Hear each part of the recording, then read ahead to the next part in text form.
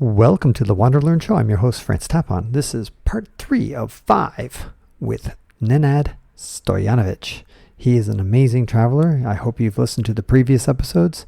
In this episode, we talk about his couchsurfing experiences, and we end with talking about his hitchhiking experiences as well. He is full of stories. Anybody like him who just travels like crazy is just got story after story, and we really just bond. It was so great to see him. I hadn't seen him for 15 years, and I hope I can see him again. Don't forget to join my Substack, put comments in the Substack, and share it with people. My Substack is ftapon.substack.com. Thank you so much.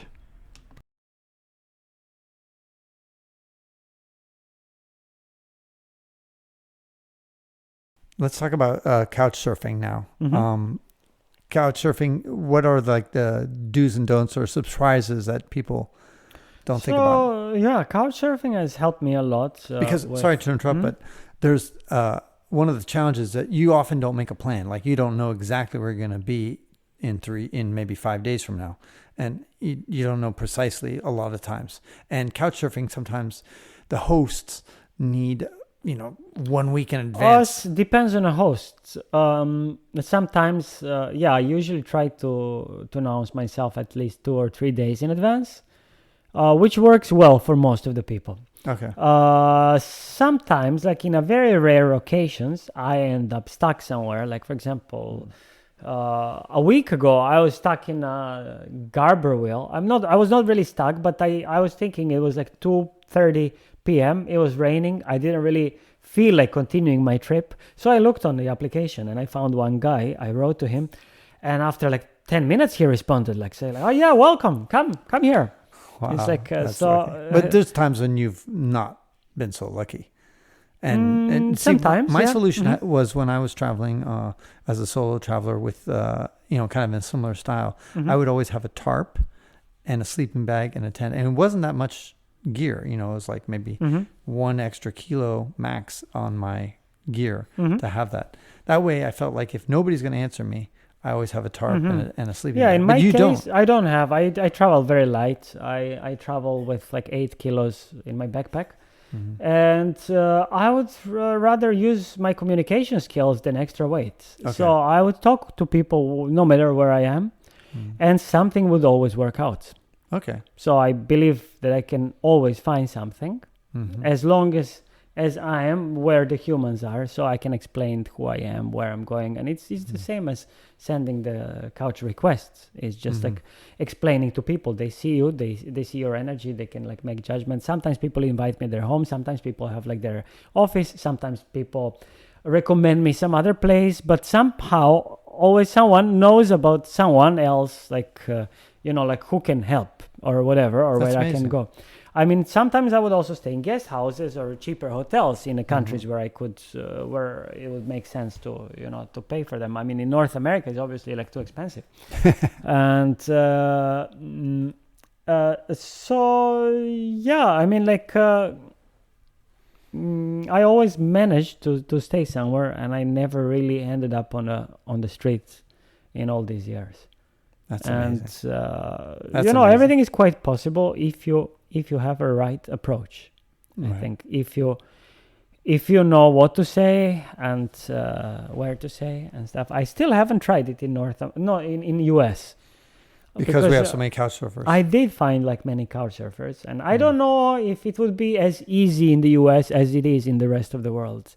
I think in the rest of the world, like in Africa, it seems almost natural. I didn't ask people. People were inviting me, like when I was hitchhiking, like they say like, oh, this is your home or something. Just come, stay there, and and then we become friends, and it was very great. I mean, like it's a great occasion, not everyone is flexible or they have like their own lifestyles and stuff, but it works. I mean, it's just a reflection of humanity, after all, we have similar emotions, and we are it's important to hairless apes. So I mean, I try not to overthink. and I try not to, because overthinking makes travel complicated and makes people worried, which makes them not enjoy completely. Like I just travel and I know like eventually I'll end up somewhere and I'll figure something out.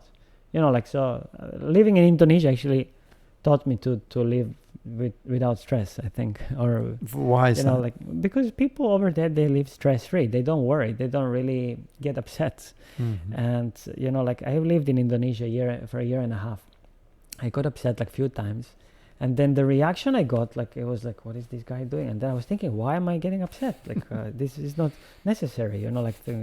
Things will happen even with my stress or without my stress. So I should just like try to be chilled about whatever, it's much more enjoyable. Yeah, so true. So travel, I think, shouldn't be stressful.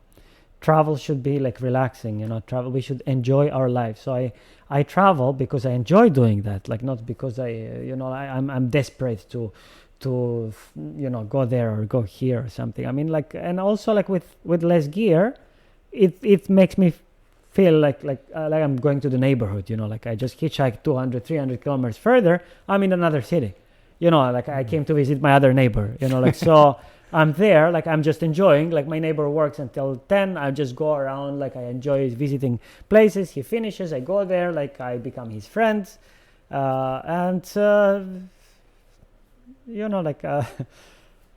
things maybe sound much more easy than, like what many people think. That's so true. And by the way, but it's not so complicated. Life is not so complicated. We make it complicated, I think. Yeah, that's so true. And also, it's kind of cool to see you. I dropped you off in a place where you want to go to San Francisco, and you decided to hitchhike to San Francisco. It's only about 20 kilometers away or something like that. But maybe 30, I think. Yeah, maybe 30. Okay, maybe 20 miles, 15 miles. But the bottom line is, you got to ride in 10 minutes. Yes. Even in the suburbs, I'm thinking even in the suburbs, people think like you can only hitchhike when you're crossing the country or doing Yes. I was thinking actually, like, if I take a train and then I take another train, it will take me like an hour and a half, and I'll just see people staring at their phones. This way, I'll just see people's faces. They will get a reaction to me, and the guy who picks me up, I will have a conversation with him. So it's much more interesting than just staring at the phone. Yeah. Right, that's so true. By the way, what was your longest hitchhike ever? Oh, it was recently, actually. It happened in Canada, yeah. I stayed almost 10 hours, actually, waiting for... This was your longest wait. It was my longest wait. Oh, 10 hours. I think 10 hours. Well, you got there in the morning? It's a section... I started like sort of morning, yeah. There is one section that is quite infamous, like in Canada, like for hitchhikers. There is a place in northern Ontario, a section from Sault Ste. Marie until Thunder Bay. It's a stretch of 700 kilometers. And there is one town on the way called Wawa, which Canadians joke like that it's a place of lost hitchhikers. That like that the half of the town is inhabited by people who got stuck there because they couldn't manage to leave the town. Wow. And they stay there to live. And I kept hearing this like all over the country. They told me, whatever you do, don't get stuck in Wawa. So Wawa is like 200 kilometers north of Sault Ste. Marie. And I was trying to find rides from Sault Ste. Marie straight to Thunder Bay. To avoid Wawa. Because between these two towns, like, between Sault Ste. Marie and Thunder Bay, there's only Wawa and nothing else. There's some kind of crappy little towns. I mean, not crappy. I shouldn't be nicer. It's like, simple towns. Simple towns, yeah. Anyway, like a lot of people that I met, they were going to the next village or village after next or somewhere else, or they were going to Wawa. I said, no way, Wawa. I will not go there. So like, anyway, I was just waiting there for like 10 hours. And I was already getting, that I feel like, once it gets past like 1 or 2 p.m., people even who are going longer distance, they hesitate giving me a ride because we will eventually reach dark hours. So it's kind of more difficult. So like, it could have made more sense, I guess, if I had just gave up. But I had energy. I mean, I didn't really have anything to do. I visited that city before. So I was just checking how can I do it. And Anyway, eventually I gave up and came back next day, so it was all right. But then that day, this was my longest wait. And it didn't happen before. Africa, for example, I don't know, Africa was easier to hitchhike. There were less cars, but then the cars who would pass, they would always pick you up. That's true. Yeah. By the way, but what I was actually asking was, what was the longest journey you went with one hitchhiking driver? In other words, did you drive, let's say, 2 days with the same guy who was going across Canada, for example? Do you see what I mean? Or I did drive 2 days with one guy in Tajikistan. We were going across Pamir Highway. We crossed So you just stopped him on the hitchhiking. Yes. And then he just said, yeah, I'm going to cross Tajikistan. Come with me. Yes. We traveled. It was not a long distance, but we traveled 2 days on this Pamir Highway. Which was and you just stayed at his house? Or? No. We stayed at some guest house along the way. Okay. Guest houses in Tajikistan were, I don't know, $2-3 or something. Okay. And we just broke the journey in 2 days. So it's maybe 500 kilometers, but it was 20 kilometers an hour. It was a very bad road. So it took us forever.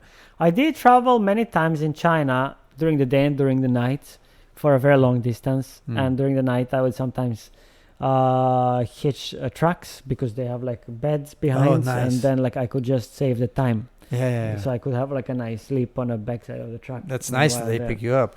Yeah, that's really nice. Yes.